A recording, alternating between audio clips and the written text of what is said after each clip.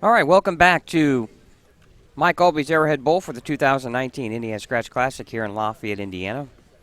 You're watching this broadcast on Savage Bowling TV. Scott Gilmore, Mike Aulby in the broadcast booth here for round number 2. And, Mike, we're looking through here, and some guys that bowled good the first game. Some of them didn't bowl so good the second game, and what we thought maybe the number might have been like 6 or 8 turned out to be a lot less than that, -1 to make the top 16. Yeah, I mean that practice before you go each time on their starting lane is a big difference. So because you saw a few guys who had an open or two right out of the get-go and had to play catch up. So, but you're seeing 5 or 6 guys there missed by a mark, and a bunch made it by a mark. So yeah, it's really tough in two quick games. Yeah, notable guys that didn't make the cut here in round number 2. Zach Tackett missed by 1 pin. Bailey Maverick by 5. Mark Sullivan by 8. Chris Curry missed by 14. And Jeff Grego from Fort Wayne, talented bowler, he missed by 22. He just couldn't get anything going, 180, 190. And some guys that bowled pretty good the first game, like Jared Massey, really struggled in game number 2. And like you're saying, when you get 10 minutes of warm-up on your pair, you can kind of burn up a spot you like, right? Yeah, at least you don't waste the first shot or two on a not knowing where it's going to go, and that's what happened when they made their moves the second game to another pair. Just didn't maybe make the right guess. Yeah, and Chris Safarth from Indianapolis led the squad with 473, shoots 235, 238. And Jimmy Cook, another one, he shoots 437. Other notable players here in the top half of the squad, Mike Lish with 434, Danny Clark with 428, Zach Rhodes 430. He really bowled well in game number 2. He shoots 241 to get in. Other notable players, Chris Cundiff, Aaron McCormick, a champion of the State Masters, also made it. He shoots 207 his second game to go with a 197 to go to +4. And then Vu Duong is right there with 413. Yeah, that first 230 game, he rode that one to the end. So that's not a bad thing to do. Not at all. And of course, now we're cutting to the top 10, correct? And expect that score to be a little higher because now you've got throwing the 4 guys who are seeded in. Well, you bring those guys into round 2, and then you bring in Gene Perez, Matt Sanders, E.J. Tackett, to name a few, who got the bye. Scores are going to have to go up. And again, Mike, this is the tighter end of the house. Obviously, these are the newer lanes that you guys put in. Yeah, but they're 20 years old now, so they it's should odd, be broken isn't it? in. Yeah, they should be broken in pretty good. But you could tell a huge difference from 9 and 10 to 11 and 12. It's interesting how that. But all centers have quirks, right? Yeah, well, but if you look at that, most centers are going to have your outside pairs are going to be tighter because they get less play. Because most of the time when somebody comes in open play, they're going to be in front of the counter or the middle of the house. So that's why the outsides usually get less play in probably 90% of the bowling centers. Well, these first 10 lanes is where I'd bowl all the time. I mean, you got the redemption tickets right here for me to go in and claim my prizes. So, yeah, let me know. We can change that up for you. Yeah. Oh, if they would have taken my scoring from yesterday or ticket redemption, I wouldn't have got anything out of those babies. I'm telling you. Well, we're trying to get you to that game room. We're trying to get you down there. Hey, I'm telling you what, there's a lot of fun in that game room over there. Yeah. They don't call it the zoo for nothing, right? But, I think it's a very smart thing that not only your center has done, but several centers have done, is put those in. It just gives kids a different thing to do. Obviously, we want them to bowl, but, they could do both, right? Yeah, I mean, in the industry and the era we live in now, I mean, it's all about how many attractions do you have. Bowling is just a piece. But now here at Arrowhead, between Scott Devers, myself, we're obviously traditional bowling people, so we don't want to see that go away. This is about to be our 22nd year in business, and we've held 17 state tournaments. So we're not going to let that go away in our passion for the sport side of it either. But business-wise, you need to look at the recreational side as well. So, and that's one thing about bowling that's great. You can take it. We're back to that point now with Bolero taking over the PBA and that, and hopefully we're back to that point where bowling can now offer both sides of the aisle. You've got it. If you want to take it professionally or to the highest limit, we've got that. If you just want to have fun with your family or your kids, boom, we've got that too. So the industry is steering into a good place. All right, players are practicing here for round number 2. You're not seeing many shiny balls out there down here. No. And, Chris Cundiff was talking to me here before he was starting and was saying that he was surprised that he used a ball down on the higher end that was more pearl. And I said, well, you're probably not going to use that down here. And you do see a lot of surface. I haven't watched Vu throw his ball yet. It'd be interesting to see if, everybody else seems to have surface. Whether he, the way he throws it with that spin, if he's going to stick with what he was throwing before, or does it matter? Because he's kind of keeping it on line is what he does. When you watch players like EJ, and you just see such the huge advantage to have the rev rate. Gene Perez, another one of those. And to me, Mike, that's where there's a lot of art to bowling. Yes. I mean, just the way guys can throw the ball and how much they can put on it. I mean, sometimes it's just watching an artist go to work, and it's really, if you really look at the fundamentals of what they do, it's really neat to watch. Yeah, and a guy like EJ, it's not go out there and throw it and twist it as hard as you can. It's about being smooth and getting the ball to hook at the right time on the lane and still getting the maximum amount of revolutions. And it's phenomenal what EJ can do. Then you have someone like Danny Clark who doesn't throw a lot of revs at all, but makes it work, right? Yeah, he's not going to give the pocket away. Well, what a pair do we have here on 5 and 6, I was though. just thinking the same thing. Danny Clark, Matt Sanders, EJ Tackett. That's worth the price to get in. And you know what, ladies and gentlemen, it didn't cost a dime to walk through the door. And they just make it look so easy. That's effortless, yeah. Oh. And that's what you want. The last thing you want to see is somebody at the bottom of their swing having to hit it as hard as they can hit it. When you do that, your break point's going to be all over the place. But if you're able to do that smoothly, then you can project the ball down the lane. And the pins are going to realize it too, because that's when you carry, when you're very smooth and comfortable at the bottom of your swing. Well, and EJ, no bigger than he is. Yeah. I believe he was throwing 16, but I think he dropped back to 15. We'll have to maybe ask him about that sometime. But what's your new thought on the new rules as far as you can only have the same number of holes that you use? I think that the USBC is trying to do some things to clean up a few things. I think if you're not using a ball to grip, since they're going to go to the rule of no extra holes and all that stuff, if you're not going to use a hole to grip, then it makes sense you have to make it that way. Now, there's always been a lot of questions about is that hole used for gripping purposes just because you lay your thumb over it or you lay something over a hand over it, and then you got to kind of question why that's there. Not that it's illegal or anything like that, but it's obviously doing something or you wouldn't have it there. So I think they're trying to clean up some things and take away maybe some question marks and things like that. So having not thrown a ball two-handed or without a thumb, I couldn't tell you how it reacts. So I can only think on theory. About 4 minutes left in practice, and before we get started here in round number 2, I wanted to ask you before we got too deep into this event, anything cool going on for the Hall of Fame? Yeah, we're excited. This has been a good year for us. In the past, we've worked very hard at making sure we keep the doors open. And museum business is very difficult in all museums. They don't make a lot of money, if any. So we're fortunate in the bowling industry that the BPAA and the USBC help fund the operational side of it. So our board is able to worry more about fundraising so we can change our exhibits out. And one thing we're doing now that we've started in the last probably 8 to 10 months is we're becoming more aggressive and going out and collecting again.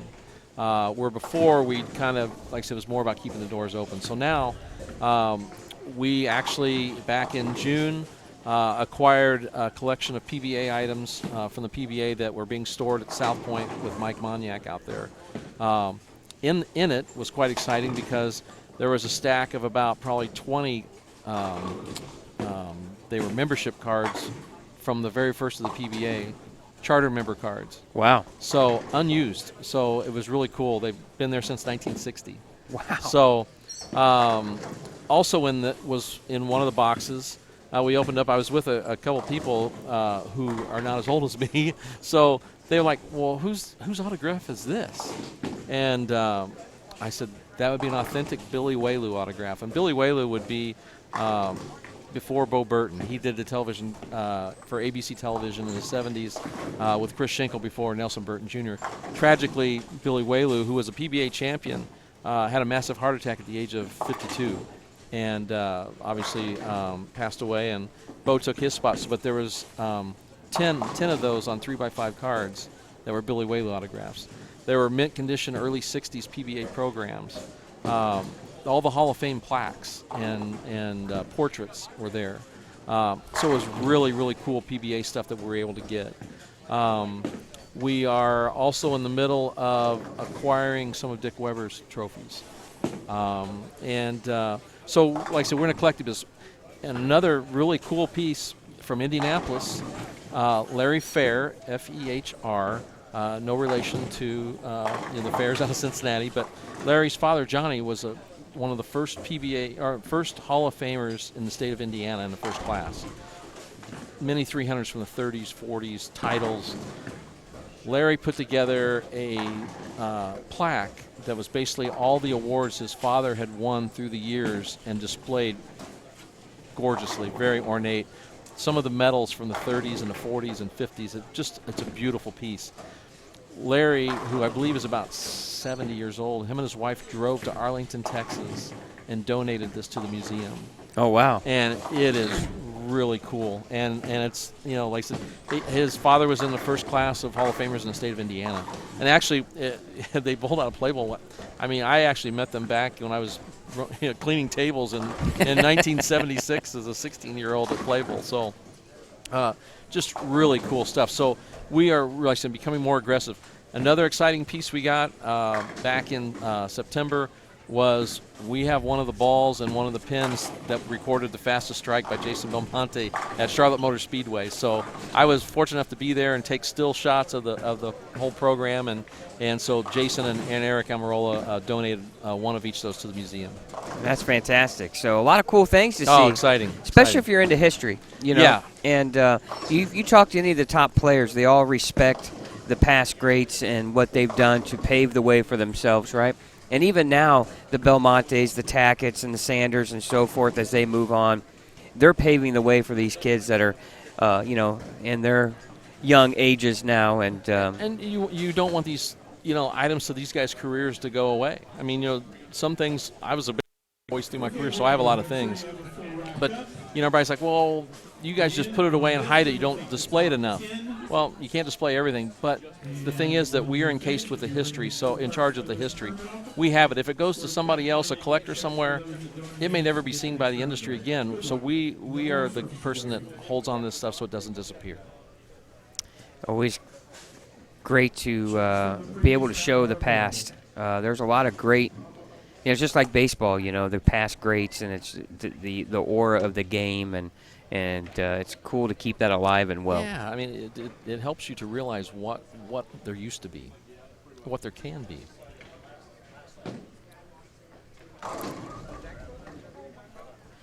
All right, here we go. Round number 2 here. 7 and 8, we're going to look at Gene Perez here on lane number 8. And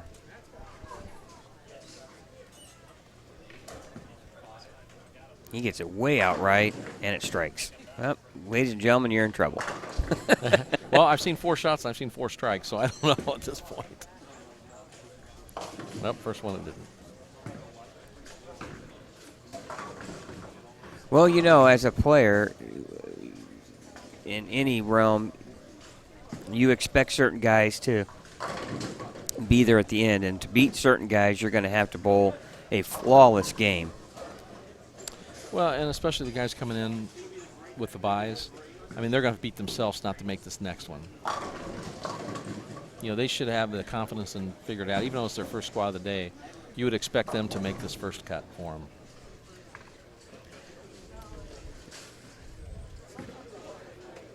everybody's pretty much on an even playing field now with all being on the first 10 Great lanes. spinner. What a shot.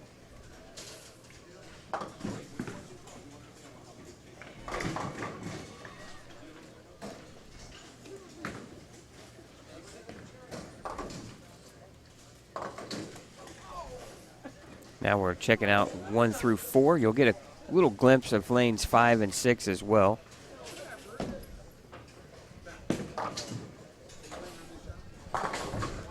Solid 9. Boy, that's just, it's only frame 1, but man, when you throw it like that, you expect to carry. And then you look over and E.J. Tackett just tomahawks a 4-pin go down. The 4-pin falls straight forward, correct. Oh, then that's when you realize bowling just isn't fair sometimes. But that trip 4 or the 4-pin that falls forward like that, I mean that shows you how loose a swing he's got out there. So you don't carry those when you're tight and stiff. You ever had guys that you just bowled with on tour that just carried everything? Just trip the 4-pin or the 6-pin all the time? Yeah. Jason Couch would tell you that I'm the one that does it, because it seemed like if I ever tripped a 6, he was the guy that was bowling. We just had guys in this town like Terry Clayton, a really good right-hander. Great player. And he just always seemed to trip 4-pin after 4-pin after 4-pin. He was quite the competitor. Lafayette's had a lot of Vudong just absolutely. That's a double. He's had some action I don't think EJ would take if he saw that.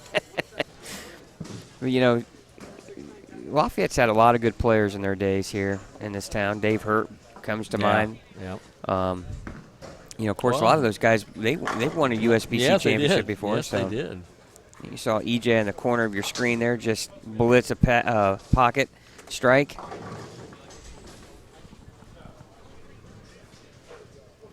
Uh-oh. Speaking of marriage, his EJ's wife just walked in to watch. He did the right thing, came back and gave her a kiss. He knows. He knows where his bread is buttered, doesn't he? He knows how to work. I said, hey, congratulations on giving your wife 60 or 70% of what you own. I laughed. But, great to see happy couple there. Yeah. And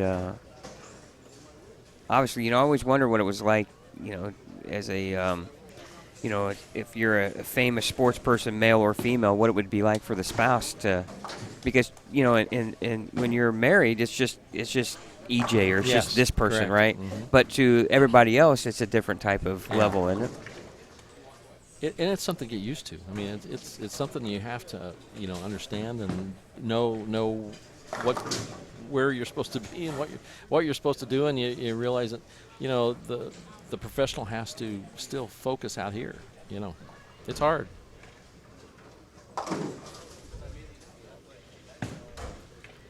Matt Sanders here in the corner of your screen working on an open in the 3rd frame here. Great action there. Good shot. Like you said, that's when you know you're throwing it well, when the 6-pin just gets you tomahawked off the sidewall. Yeah, you can tell how relaxed they are at the bottom of the swing when you see the pins. That, and you know how well the ball is working as well. Young man that just had 5-count washout that made it, now it's doubled. It's so hard in these first two, in 2 games. I mean, it's so easy to let things just kind of keep rolling over if you don't almost call a timeout. If things are going bad for you, you need to almost just step back, take a deep breath, and start over a little bit. Well, and here's the other thing. With only 4 on a pair, you really don't have time to think. No, you don't. You don't. I always felt like at the USBCs, when you have singles, doubles, and team event, you could, if you were throwing it bad, you had enough downtime there to kind of regroup. Seems like it's forever, yeah. But when I was bowling bad in singles and doubles, I felt like I was up every 10 seconds, exactly. and I just couldn't get out of a rut. You're exactly right. Jimmy Cook with a split spare strike start. Boy, and if you ever wanted to get out of the gate strong, right here is when you'd want to do it. Danny playing right off the corner of the lane.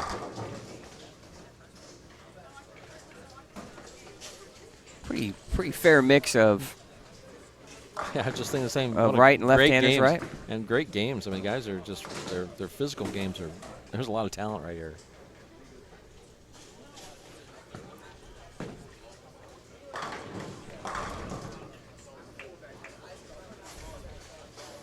Vu Dong with the front three. Did you see the back of his shirt? I love it. That's just the kind of humor Vu has. It's just great. And now he's trying for the front four here. There's a young man there on lane 5, strikes for a 3-bagger.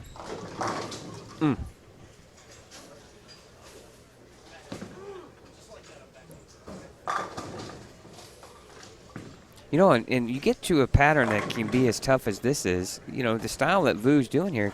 I mean, it's that's why you're taking a lot of the lane out of play, aren't you? Yeah, that's why I wanted to see if he took any shine off his ball, because it really doesn't. I don't think it's going to affect him one way or the other. And my assumption is, not having watched him bowl but today, I assume he's a pretty good spare shooter too. Vu has very much improved.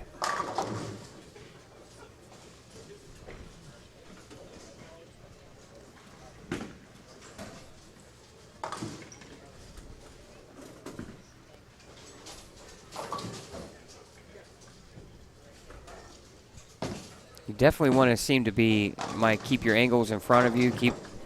You just can't give the pocket away at all, because if you're missing, you're leaving something pretty tough to make up. Yeah, it's just like on ice. It's not going to ever catch. Well, Matt Sanders has been able to double after an open in the second. Yeah, it's a big shot for him, I think, here to get him back on 200 pace. Yeah, here's Jimmy Cook on lane 9 looking for a double here early. Game number 1 of round number 2. Here, 20 guys left. Ooh, almost Great a pocket shot. 710. He's moved way in. That's almost like stealing one there for Matt. Yeah, almost 710. That breaks it down and nudges out the 7 for a strike. Great shot.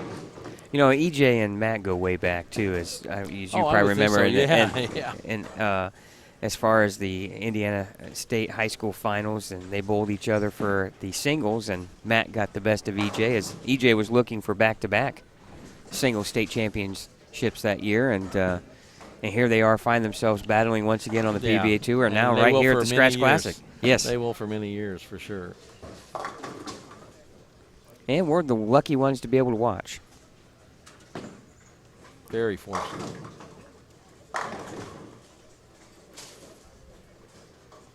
Now a look at Gene Perez here on lane number 7, working on a strike. Pretty shot. And a double there for Gene. Now our first look at Cameron Bollinger on lane number 8. And he's got a spare double working. And right now you're seeing a lot of strikes here on some pairs.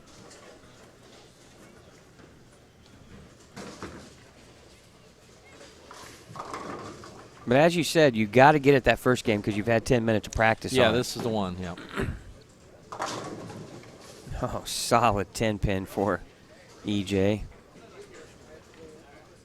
You know, Randy Peterson has made many comments on television about how mind-blowing it is for how many times EJ doesn't carry. For as much ball as his pin carry sometimes is not very good, and you would just think that his strike percentage would be just huge. I mean, the only thing you can think is, like, you know, it's a lot.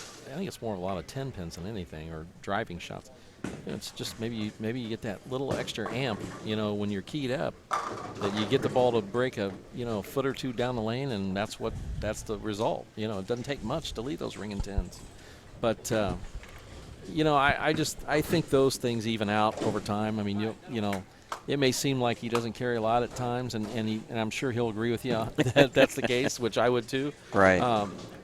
But in his career, he's going to find out he's going to get the majority of them in the end, I think.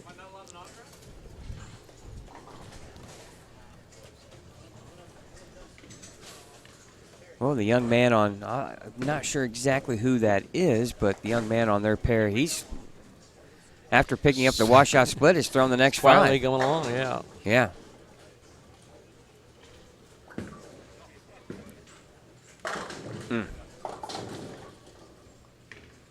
You know, he looks a little farther left than Matt Sanders looks a little farther left than Gene, but boy, the break point's almost exactly the same. Well, and you know that's and high flush. Yeah, yeah, and that's just Gene with a little more hand, Yeah. right? Mm-hmm. And Yep. when those two typically bowl on the same pair, I think it affects Matt more than it does Gene. Yeah. And EJ just mowed him down.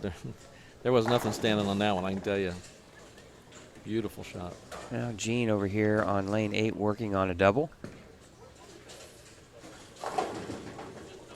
Oh, and the 9-pin just falls over. You know, all you can do is smile because I tell you what a great shot. There was pins going everywhere. Yeah. Duck pins don't move that fast. I've never tried that. Oh, you should. Just don't bowl after. Just don't bowl 10 pins after it. Your timing will be gone. Have you ever done the candle pin? I've not done candle pin. I did ducks, but I haven't done ducks in 30 years. I did ducks in the early part of the 80s, and because I always had them up and down the East Coast. So, you know, first or second year on tour, it's like, hey, let's go bowl duck pins. Yeah. You do that, and you message your timing up for a while. Oh, I couldn't Then the next imagine. year, you go, let's go duck pins. Like, no thanks. Boy, the candle pin looks really challenging. It does look. Duck pin's bad enough because, shoot, you throw them down the middle and you're hitting the head pin, you get the 1-5 out. And it's like, whoa, wait a minute. But, you know, they have, what is it, Action Bowl or whatever it's called in downtown Indy has ducks, which is it's a really cool place. They have a lot of bowling artifacts and things like that. It's a really cool place. I was watching I believe it was on the internet one day, and they had candle pins really big out east. Mm-hmm. And Canada, too, I think. Yeah, right? and they had this big championship going on, and it's amazing at how these guys can candle pin bowl the way they do. I mean, the ball is just, Yeah. I mean, it's so small. It looks like a bocce ball, right? Yeah. And boy, they throw it 100 mile an hour. But there's strategy involved in it. Yeah, I mean, it's there's a risk reward. You don't always get what you think you should get. That's for sure. I was looking at we had some old ads the other day from the 40s and 50s and things like that, and it's a Brunswick ad, and it shows the mineralite, and then they have the duck pins, which are the exact thing, just a smaller version. It's really cool. You know, it's seeing that stuff. It's kind of wild. I'm seeing some strings here. Gary Clark Sr. with a spare 4-bagger through 6. Lots of strikes here. Of course, and the young man here on lane 6, wash out. Yeah. You know, we've seen the 210 a lot, haven't we not? Yes, we have. You can just see it coming. Jimmy, You're better off when you miss farther and just leave like I said, the rail. Gary Clark with a solid 10-pin there on a 4-bagger.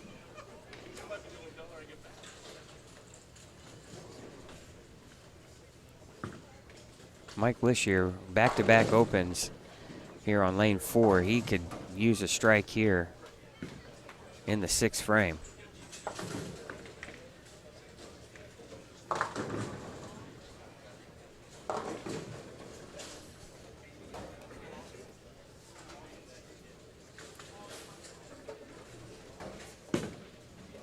Using a little extra loft, Mike. Great shot. Great shot. Bad break. Solid 9-pin. Solid 9, yeah.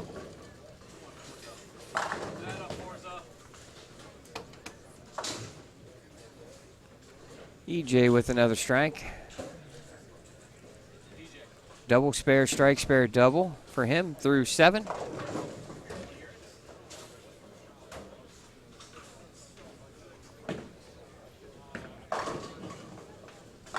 Good spare there for Danny Clark on the 3-7.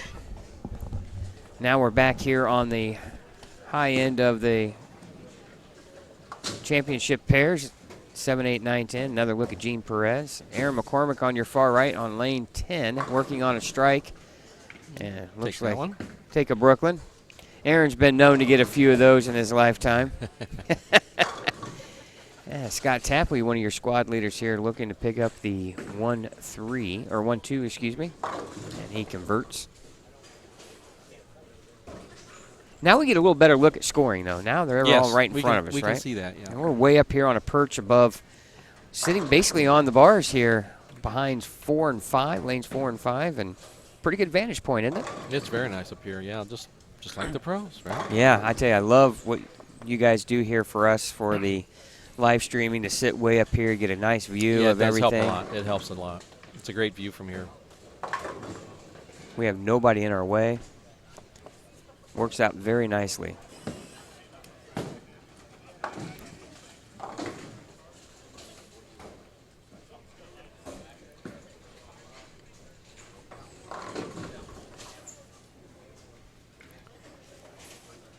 Well, and Gene Perez, you know, all of a sudden has a bunch of strikes after 6 frames, doesn't he? Yep. Yeah, he's figured it out pretty well. He can keep the speed up, and the ball comes back and hits the pins really hard. Big shot here for EJ, I think, to make a statement here on lane 5. Got a good start going. Yep. Wow, beautiful. And it's like splitting the uprights there. I mean, that was perfect. Absolutely. The 8-9 split right in half. That's when you know your ball is really going through the pins, right? It's just, you know, you just hope the ball doesn't overpower the pins. Trip 6 for Gene for a 5-bagger. Once again, those are telltale shots, you know. Shows you the relaxation of the release and the angle. He's going to carry those. Vu with the double. Vu still has 255 out there. Yeah. He's on a 230 pace to start. Boy, Mike tomahawks the 10 out there and thinking, man, if I carry the 9-pin, he's got a double. Matt Sanders with another strike. He's on a lot of power there. Yeah, a lot of power. He's on a 2-teen pace. I'll tell you one thing that always amazed me between what I would say is, you know, when you have an amateur bowling a PB event and a seasoned veteran on the tour, is when you get to the 10th frame and you have an opportunity to shoot 2-0 if you strike out or 180 or 170 if you don't. And how many times the amateur shoots 170 or 180 and the pro shoots 200? You know, it's just they can fill 10th frames. Yeah, and those are so important. I mean, as like you said, between a 170 and 180 game and you strike out, it's 2-0 and you save, those are gigantic. I mean, and it is, you know, the guys know that, and you don't want to really start looking, I can strike out. No, you should just be thinking of throwing a strike every shot you got. And that's the difference on those 10th frames. It's one shot at a time, you know. But you've hit the nail on the head. That's exactly right. That's the most important part, the saves. Very underrated part of the game when it comes to tournament bowling. You know, and even the fill ball, you know, unless you need to move around to try to figure something else out, that fill ball, I mean, you look at in a 56-game tournament or whatever, I mean, you just leave one pin a game because you didn't pay attention. Look, that's 50-some pins for the week. It could cost you everything. Yeah, it definitely could cost you making a cut. And then we had in the first round, like here, we had 1 pin difference, right? So you don't want to ever give up anything, you know, unless you need it to try to figure something out. First loose shot there from Gene Perez. Gene was kind of testing the 3-9. Well, that could have easily been a 3-7-9.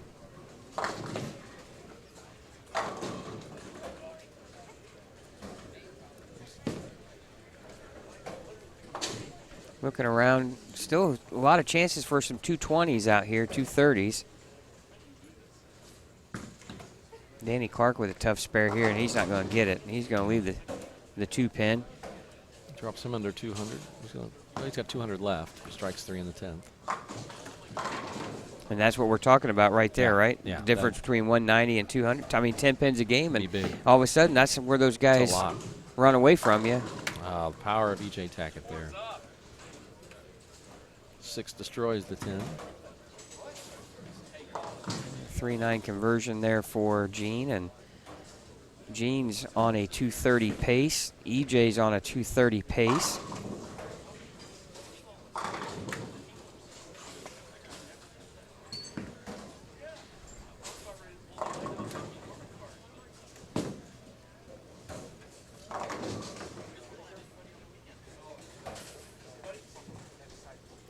Yeah, Chris Safarth here on lanes 1 and 2. He's going to come up on your left side of your screen on lane 1.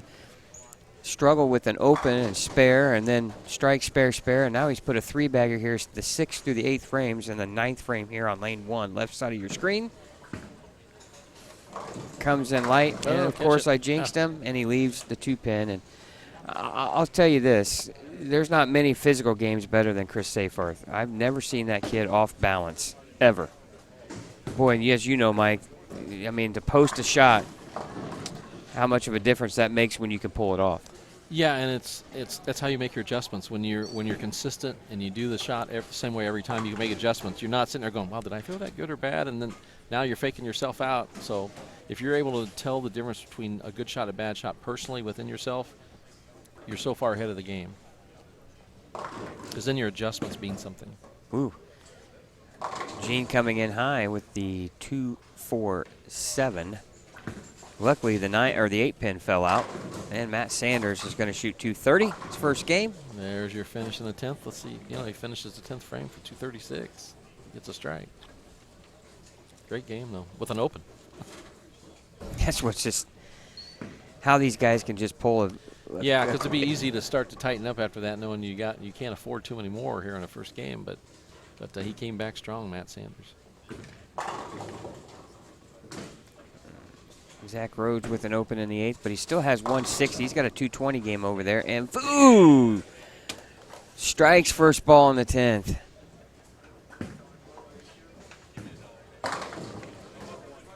There's a finish by Matt Sanders. 3 strikes in the 10th for 236. 236. Jimmy Cook's got a big game going. He's got a 5-bagger the 5th through the 9th. The talent is definitely going to the top in this first game. Well, EJ's already at 230.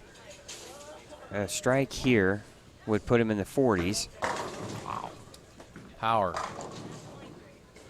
But it's such a smooth power. That's what's so cool about it. It just, the ball's revving as about as hard as it's going to rev, and it's just not over moving or jerking. It's just smooth. Chris Cundiff now with a 3-bagger 7th through the 9th, trying to pull a 220 game out. Oh, Danny Clark with a friendly trip of the 6th. A lot of strikes here, but, you know, as we were talking earlier, Mike, Mike Lish with it. He cannot buy a break on that one. But we were talking that the cream starts to rise to the top when you get into the later stages of a tournament, and the level of play goes up, and obviously you got to start rising to that occasion. And it's amazing how good the good players can seem to make that happen. EJ trips out that solid 9 and does not get ripped off on that one, because that was a great shot.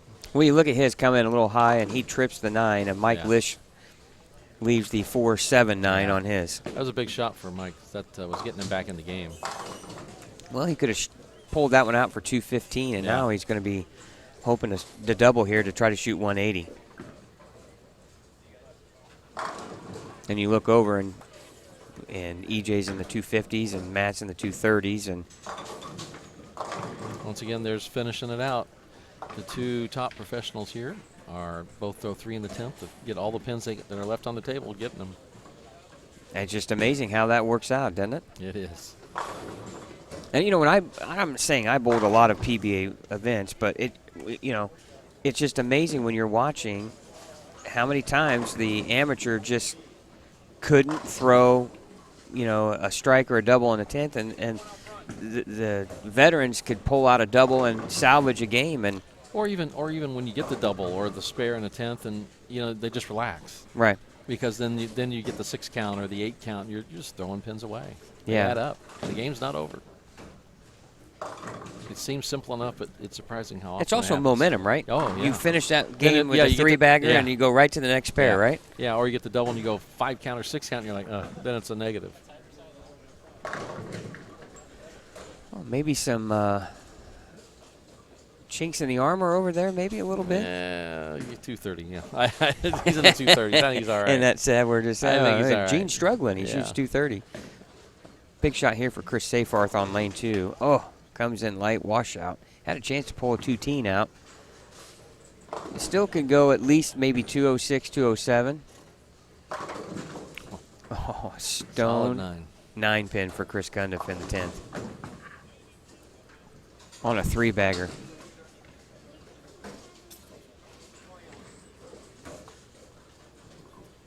Now I believe players are just going to skip one pair. So I believe EJ and Matt will go from 5 and 6 to 9 and 10.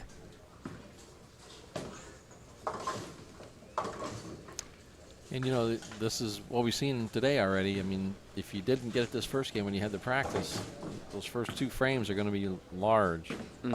And Jimmy Cook opened in the 10th for 225. He had a chance to have a big game, 250 game. Those are ones, too, where he just kind of, and that just kind of steams you a little bit. Yeah, they leave a little sour taste in your mouth for sure.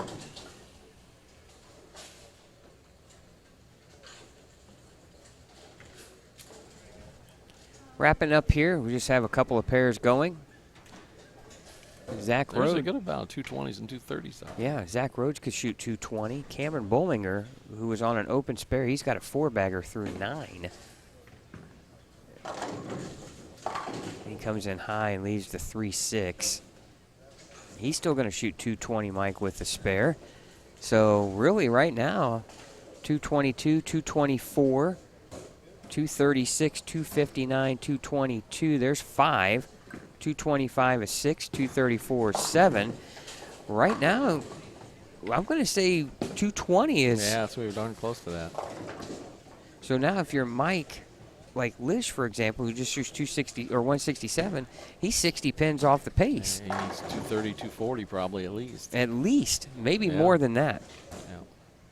Just depends how much of a drop-off. But like I said, the more you whittle the field down, the more you got the guys who know what's going on out there a little better.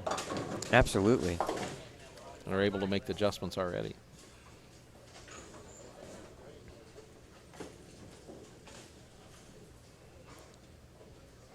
Now here's an example here, right here on lane 4, Mike. Can strike out for 200 on the nose. And just not being able to pull that shot off. And now you're looking at 170. Yeah, and earlier in the game you saw some shots where he got it out too far, and that one he was not going to let it get too far out to the right. And Zach Rhodes is going to shoot 2-0. Cameron Bollinger 213. So there's 1, 2, 3, 4, 5, 6, 7, 8, 9. Right now, about 213 maybe is going to be somewhere around 9th or 10th. John Paul Schmitz here on lane 3 can strike for a 206, which he does. And I would think that 206 right now is in 10th spot.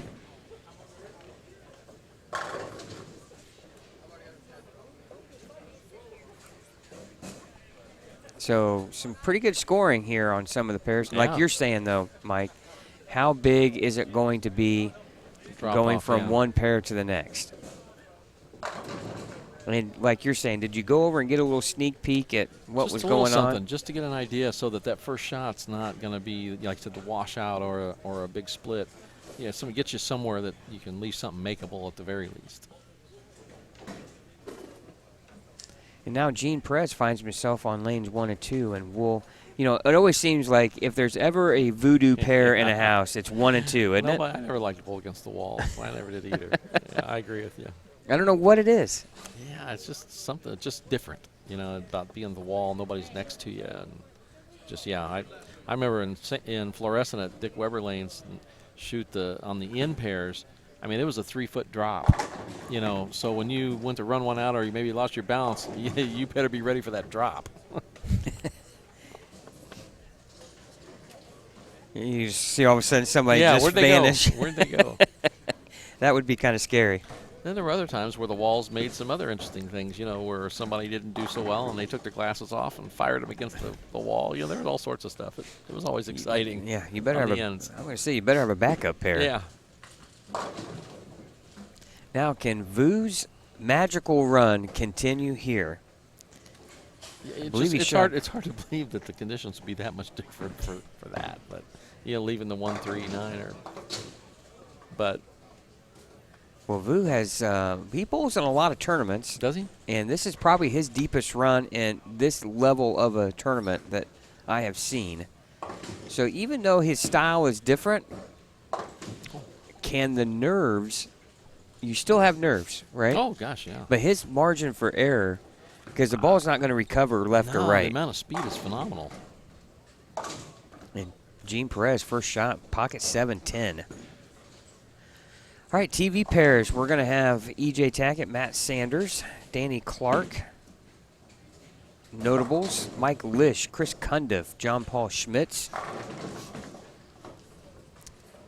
Then we'll have Jimmy Cook as well, Aaron McCormick. There it is.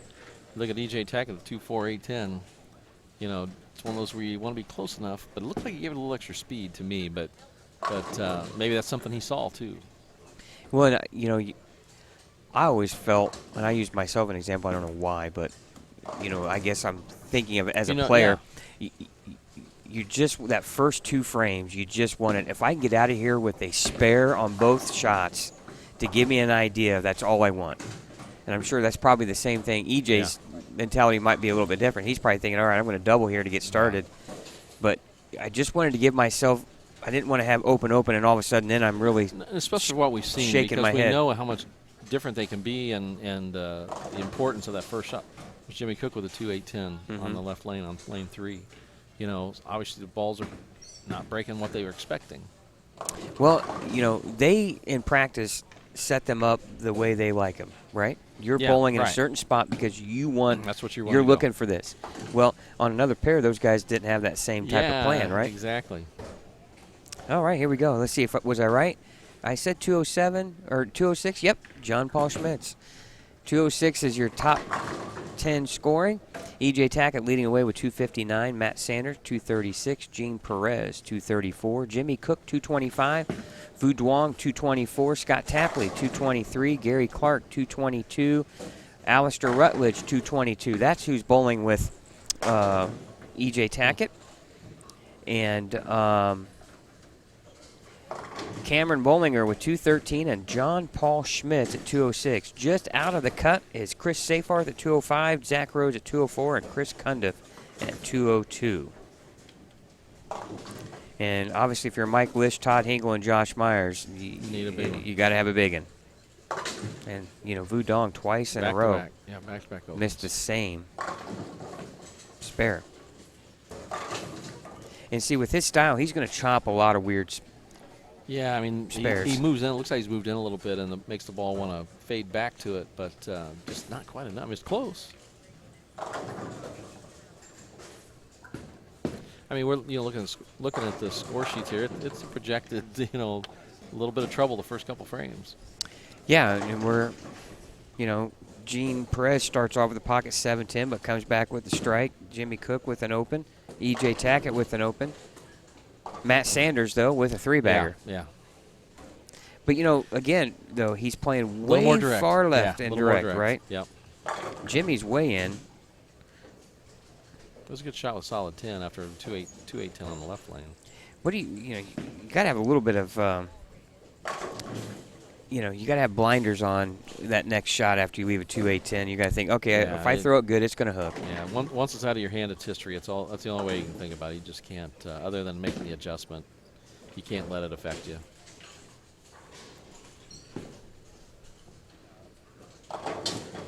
Alistair Rutledge with an open, now a double. Another 2.810 from Zach Rhodes here in the second frame.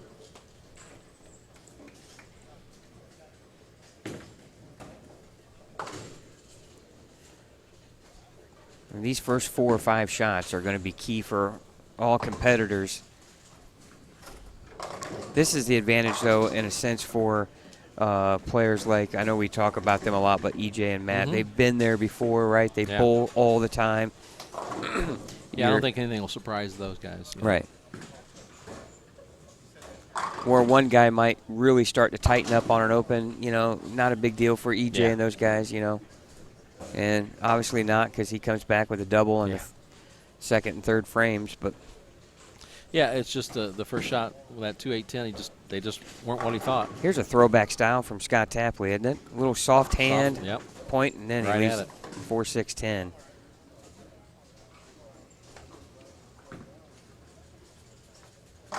Does go to show you, though, when you watch Scott bowl, and he was one of the squad leaders from yesterday, that on a tougher pattern, you can be a straighter type player, but you just better be Parker Bone accurate. Yeah. Now, Yeah, a lot of it depends on scoring pace, Aaron McCormick shot 190 his first game. He's got a strike to start. Here on lane 3, comes in light 2-pin.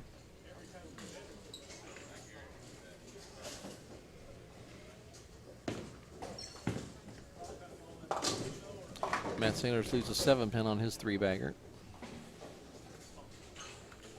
A little late, ball's a little late, but good shot.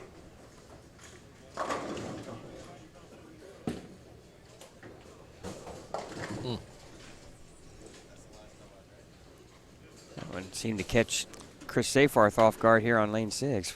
Double, then 5-count washout.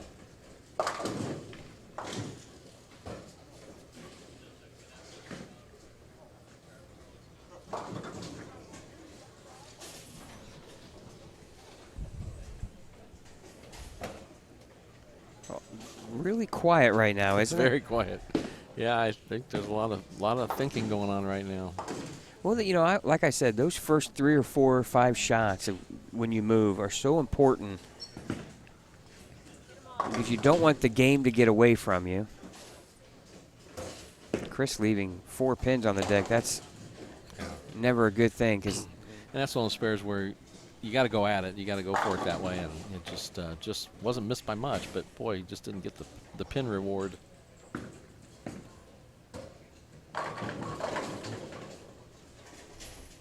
It's going to come down to some big 8th, 9th, 10th frames for some guys. I agree.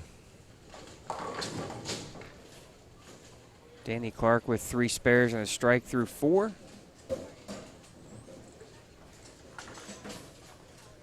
Big shot here for Jimmy Cook. Open spare in the 3rd frame here. Comes in light. Tickles the 8, but it stands. It looked at us for a bit there. I thought it was going to come forward, but it didn't. But he left, I think that was 2-8-10 the first time on that lane, so close adjustment. Ooh, 3-7-9 for Gene. Well, that had some speed to it there. I don't know if that's part of the issue on that one, but it sure came late. He got it way out. Yeah. Mike with a break, spare double. He's not out of it yet. He just has to string a bunch. Help. Yeah, he needs some help.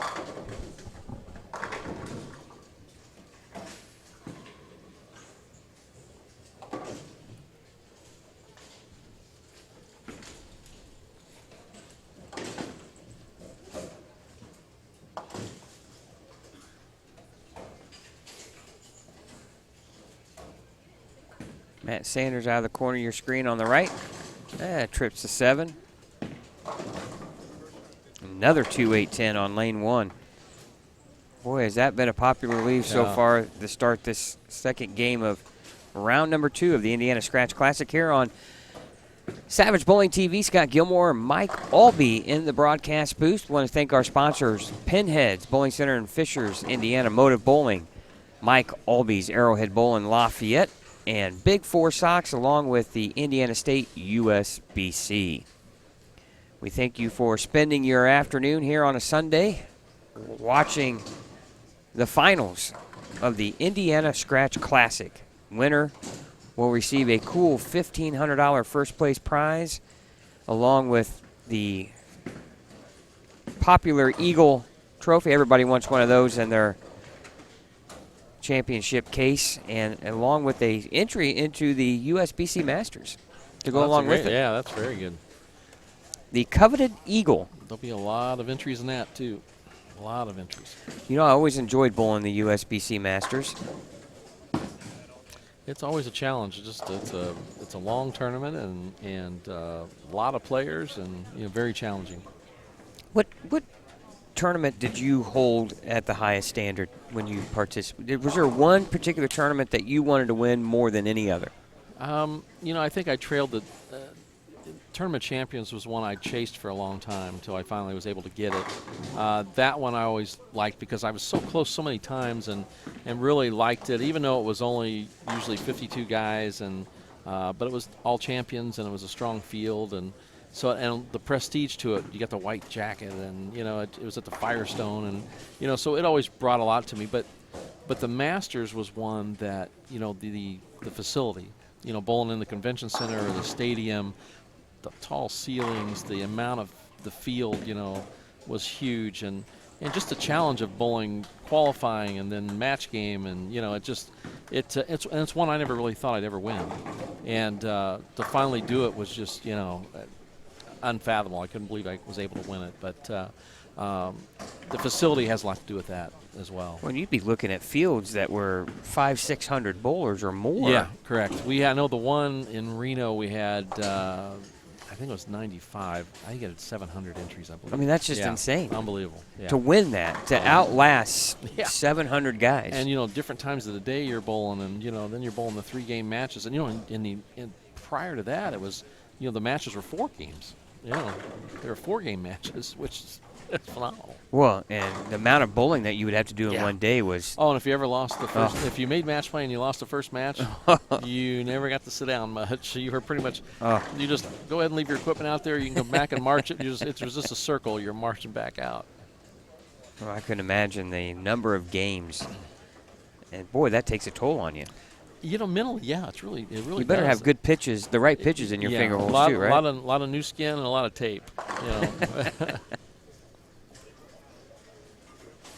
I always felt like the Masters, to me, I know the U.S. Open is always on a demanding condition, but the Masters, now with the U.S. Open having its qualifiers and you have to earn your way or be invited, the USBC Masters is not that way. And not only do you have the top pros in that tournament, but you also have the top amateurs as well. Mm-hmm. And a lot of those guys that aren't classified as a pro but remain amateur are every bit as good as some of those pros, right? They just don't tour, correct. Yeah, that's exactly right. And the thing about the Open was one that was in a different place all the time. So, when you're able to go, even though the Masters is in a different place, the facility is still, different than what we're used to. So it always would carry itself. Now, the Tournament Champions was in Riviera for a long time in Akron, and it had built its own lore, and history.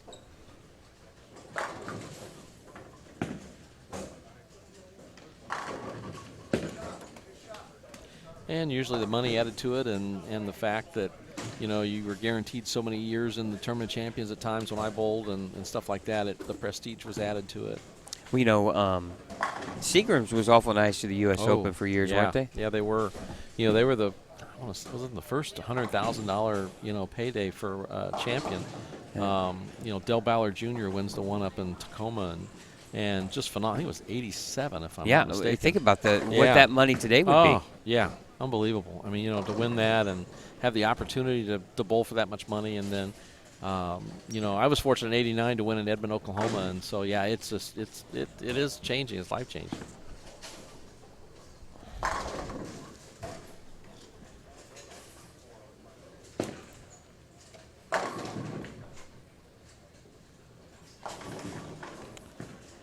All right, Gene Perez looking for a double here. Gets it. Good shot. On lane 2 after an open.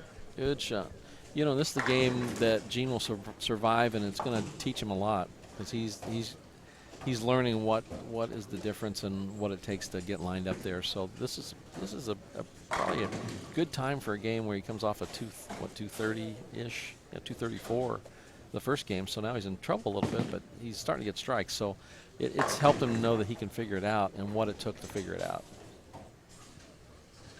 Now let's see, we're still here on lanes 1 through 4. You'll see 5 and 6 off to your right.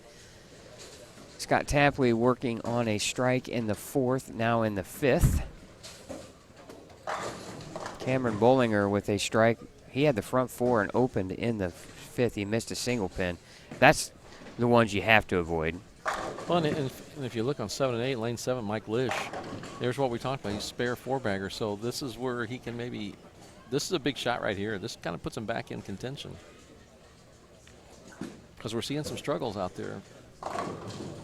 Yeah, if the guy that shoots 220 game 1 and only shoots 180, he's 4-0. He's right there. He's right there. He's right there with him. Boy, we seem to jinx more people than... I'm done mentioning Mike's name. Wow. Yeah, it's just hard because you know what he's planning. He's trying to keep it tight, but not too tight. Now when he just didn't get it projected the right way and then he snapped hard. Now he's got a tough spare. Yeah, the 3-6-9-10. Good shot there from Chris, but he started off with a double and then went open, spare, open. So Chris is one of those just on the outside looking in at +4 or 5. Mike Lish with a great spare. Great spare. A little break, but hey. He still can shoot. They're all laying. Yeah, he's in contention now. He can still shoot 260, which would put him in the 420s. But he's at a point right now, he's got to strike every frame. You can't assume guys are going to come down to you. Back to you, that's right. EJ is on looks like about a 2-0 pace. But he's got 240 left.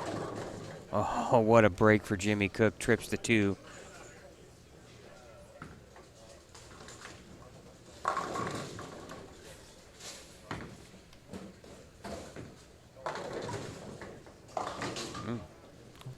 Gene with another loose shot there on 1. And he's not out of the woods yet, but obviously he has a little room for error, but not a lot. He needs to make this spare.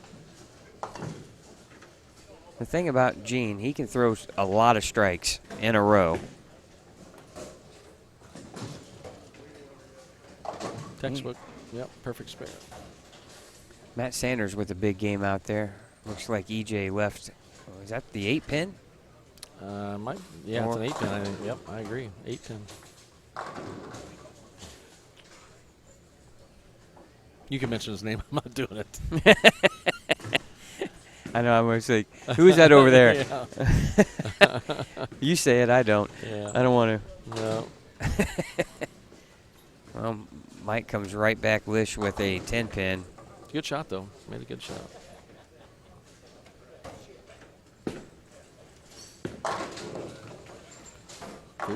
Boo with a solid 7.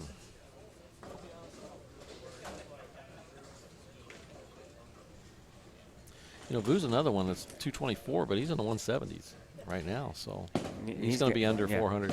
He's got 1 strike in 7 frames. You know, it was interesting yesterday.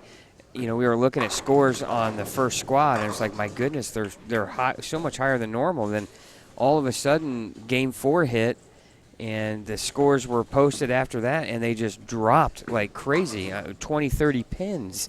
Yeah.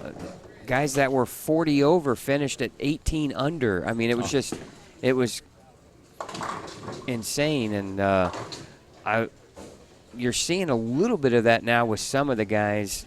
You go to another pair, and sometimes they just don't play them the same as you were. Well, especially if you decide to try to play a little careful, and you can get yourself in trouble.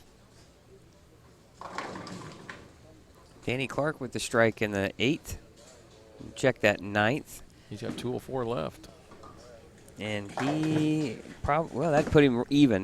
You know, But that's if he strikes out. That's if he strikes out. If it doesn't, he's a little 400 if he does that. Probably going to be determined whether or not he makes it or not.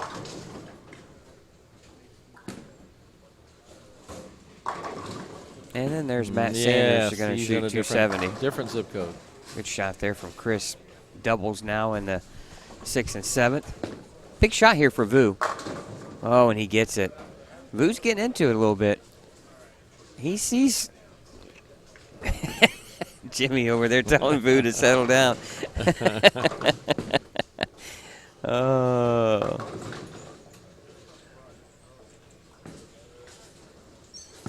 You know, there's a guy just enjoying it. Yes. Right? And Gene Perez just broke down the 7-10, leaving only the 10. Boy, that would have been huge. That would not have been good, yeah. That would have put him in the 160s to 180s. If he would have left that would have put him at a 170 pace. Well, that would have taken away all the room he had.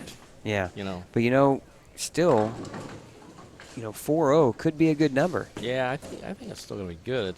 But I think it's going to be pretty close to that. Boy, on a sport pattern like such, and he goes from one end to the other on a 10-pin. Yeah. I know. I don't trust myself. Well, he obviously has confidence that's what the ball's going to do. I guess it certainly looks that way. I'm throwing as hard and straight at it with a plastic ball as I can. Great shot by Aaron. Well, it's coming down to crunch time here.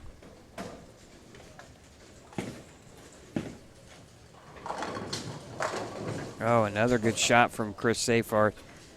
3-bagger, 6 through the 8th.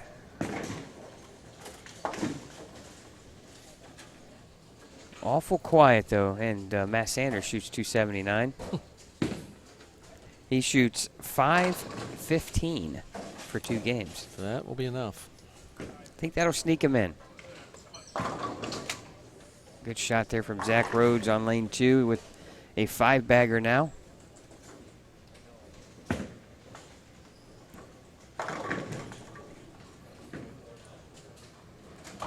Mike Lish with the strike. He still has 255 out there. Yeah, no, he's that got would an opportunity. That would put him at 420. I think that would get him in. I think it'll be enough. Yeah, because there's 2 guys that are below here that are just out. Chris Seyfarth and Zach Rhodes are just out, and they're both shooting games that may put them in.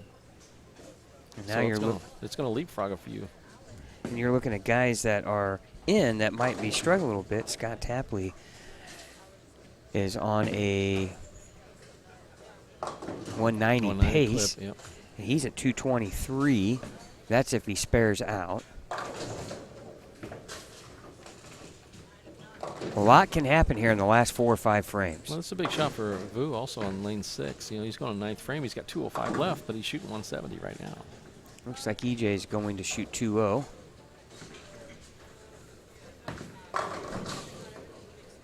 Danny Clark. 193 with a spare. Oh, and he Solid had 7. He gets that one, and he shoots 204, and that would have put him at 400 even. Now he's going to be at 390, and that's not going to be enough.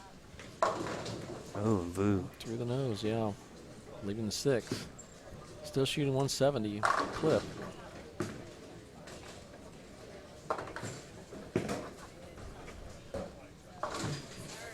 Well, Danny Clark shoots 193, and that puts him at 389.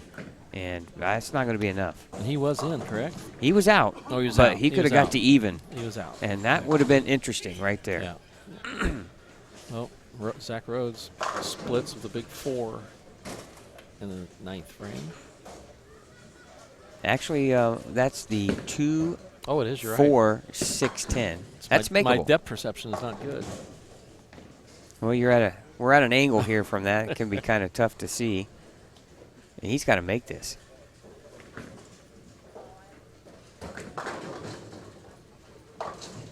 He doesn't. That's going to put him. Best he can shoot now is 205, and that could be enough. But now he's going to have to strike out in the 10th. Chris Cundiff with the strike. He can shoot 220 still. So much at play here. I'm guessing somewhere around 4-0 is going to be the number.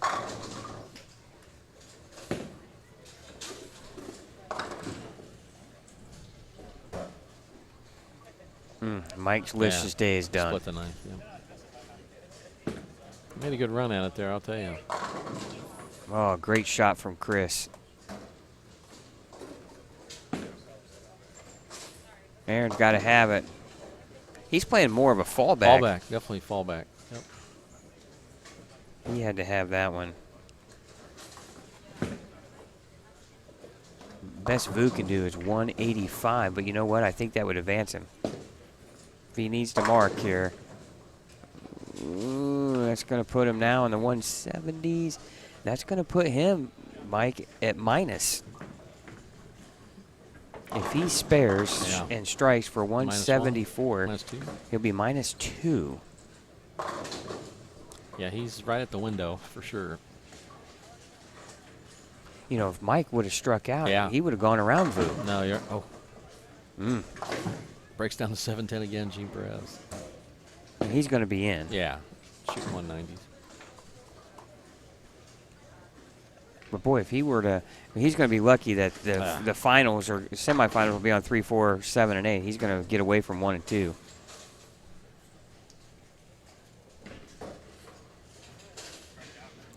And they're going to use 3 pairs. They're going to add 9 and 10, I guess, for the semis.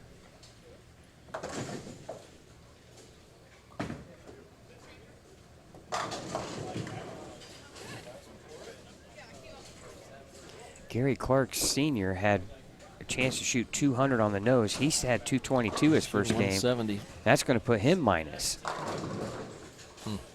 159, 179. He would be +1 if he strikes out. Vu with the strike shoots 174. That puts him at 398.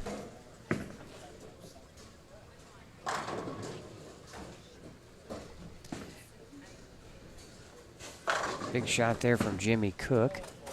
It is going to come down to some 10th frames for some guys here. Chris Cundiff is at 202. He's on a 2-teen pace. 190 for Gene Perez. That puts him at 424. I think he's safe.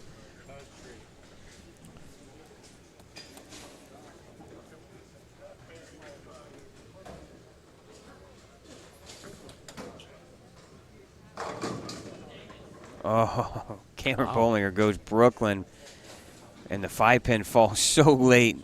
That puts him in the 2-0s. I haven't seen anybody playing the fallback shot all weekend like Aaron is here. Oh, and Chris Cundiff gets it. That puts him in the 220s. Yeah. That's going to move him on. We're going to have quite a few defending, or I should say defending, past champions here and a defending champion in our semifinals.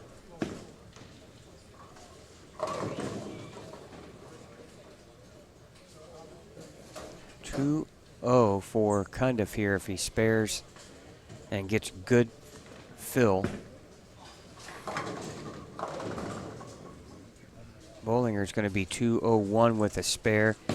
He's going to be at 414 if he strikes or if he picks up the spare here. Boy, there's just so much at play.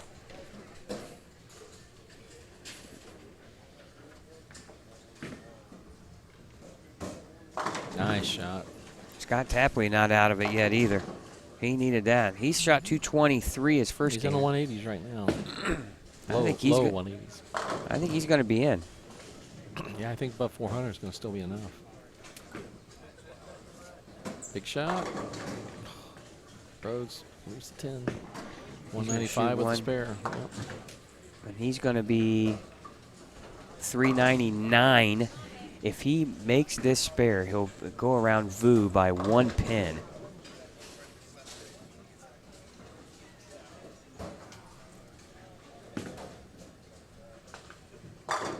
Oh, great shot there from Jimmy. Beautiful. It's amazing in a crunch situation just how good the top players can throw it in the 10th frame under pressure. Yeah, that was a great shot by Jimmy. Big spare here from Zach Rhodes. Big spare. Got it. That's going to put him at 399. He's going to go around Vu by 1 pin. That could be, circle that number right there.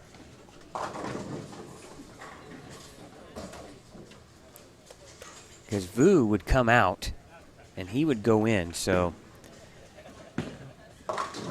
Ooh. 201. 201 for Chris.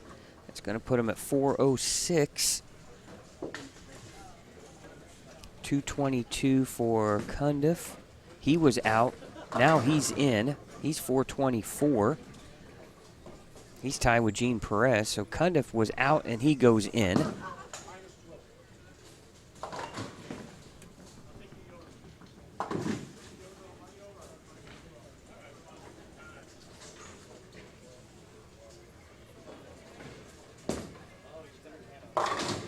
Jimmy not taking any chance.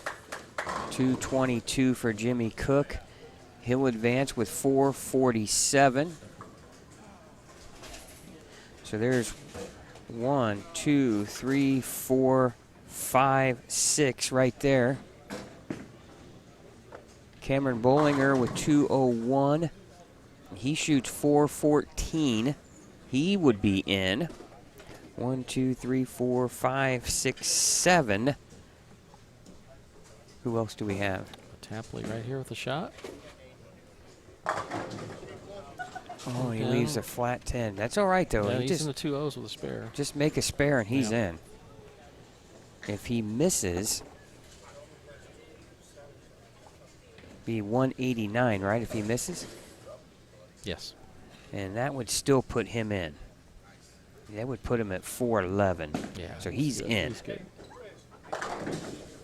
So Gary Clark Sr., what did he finish with? 178. Oh, my goodness. Gary Clark shoots 400 on the nose. That could. Give him 2 spots right there. He's ahead 2 for sure. That could be your number right there. Who else are we missing? Scott Tapley is going to be in. Alistair Rutledge, he shot 212. He's in. He shoots 434. So 1, 2, 3, 4, 5, 6, 7, 8. 200 even for Tapley. Tapley is 423. There is 9. What did John Paul Schmidt shoot? 169.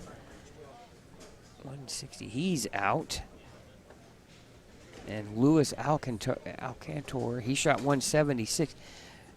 400 is going to be your number, I believe. 1, 2, 3, 4, 5, 6, 7, 8, 9, 10. Wow. Gary Clark Sr. is going to be the number. 400 on the nose. 1 pin, 2 pins determine. And of course, Vu, he chopped the 1-3-9 twice to start that game. I mean, other than that, it was 8. 1-8 count and a 9-8 count didn't matter because it was on a strike. Everything else was 9 or a strike. And I'm looking at Zach Rhodes' score, and if you look at the third frame, 6-1. Yeah. He leaves 3 pins on the deck. Yeah, he obviously remembers that already, I'm sure. Yeah. And if he gets 2 of those, he's in. Yeah. I mean, just imagine how things are. All right, we think we have the cut. We think we have it at 400. That's going to conclude round number 2. We'll be back here in just a few minutes for round number 3 of the 2019 Indiana Scratch Classic on Savage Bowling TV.